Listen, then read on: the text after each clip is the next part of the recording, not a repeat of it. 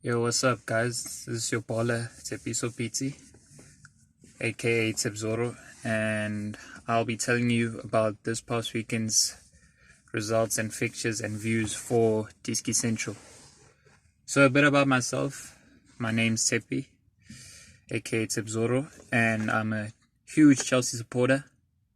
And I'm glad that we got off to a great start this weekend, collecting our first 3 points.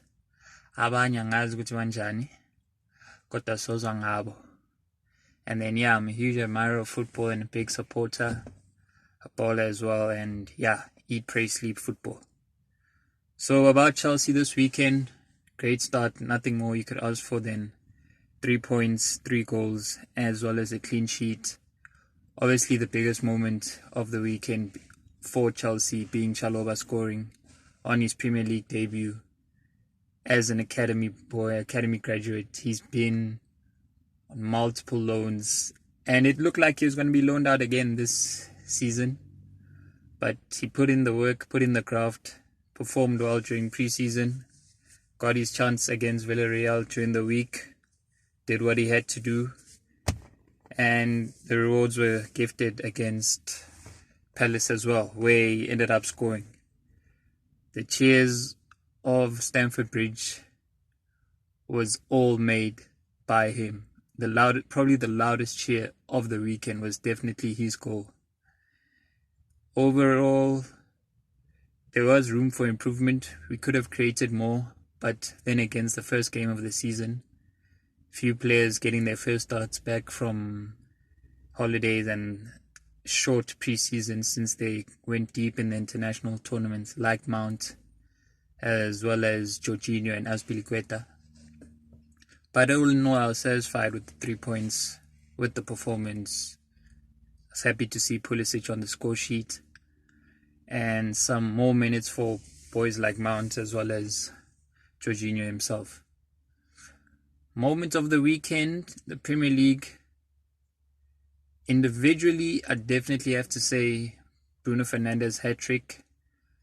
As much as Pogba put in a masterclass with assists, we all know goals win games, and for me, goals definitely trump assists, even though Pogba made one more extra than Bruno, but we have to give it to Bruno.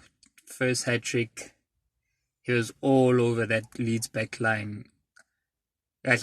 Some credit needs to go to Solskjaer with how he played the forward line, with having Bruno having a free role instead of having Greenwood as the focal point, being the number 9, and letting the young man drift into wide areas and leaving space allocated for Bruno.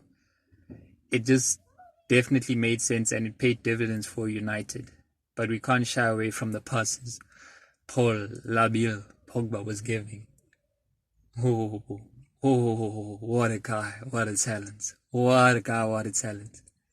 And we just hope we could see more of that from him this season on a more consistent basis. As we know, he's definitely and easily one of the best midfielders in the world. So Bruno definitely gets individually moments of the weekend, and then team-wise moment of the weekend has to be Brentford after 74 years. Come back into the Premier League, and then first game at home against Arsenal in a London derby, and walking away with all 3 points. Certainly wasn't an upset for me. I did expect Brentford to win, because Thomas Frank does have a nice brand of football, and against Arsenal, who I'd seen during preseason quite open in the matches against Chelsea and Tottenham, there's definitely going to be opportunities for Brentford to score, and they certainly punished them. My upset of the weekend would have to be Villa losing away to Watford. There's high hopes for Villa this weekend. Then again, it's only game 1, but I wasn't expecting to see them 3-0 down by the 60th minute. Then again, they pulled 2 goals back with a brilliant goal by McGinn, as well as Danny Ings scoring the late penalty. But it was all said and done by the time he scored the penalty. And that's definitely upset of the weekend. Other interesting results, obviously, Liverpool 3-0 win with having Van Dijk back. Salah scoring on his 5th consecutive opening day, new record.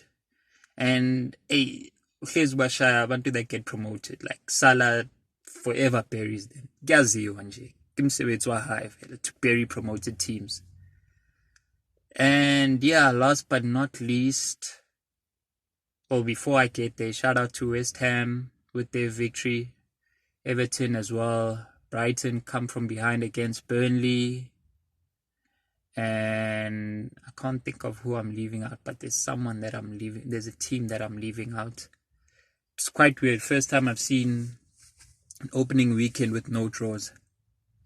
Yeah, but I'll try to remember who I've left out while speaking about Spurs vs City with the Heung-min Son goal winning the game. People are worried, saying it's meant to tell in tatters after game one. It's only game one. There's nothing too much to worry about. And nothing for Pep to feel pressure of or complain about. You know, we all know they want a striker and need a striker.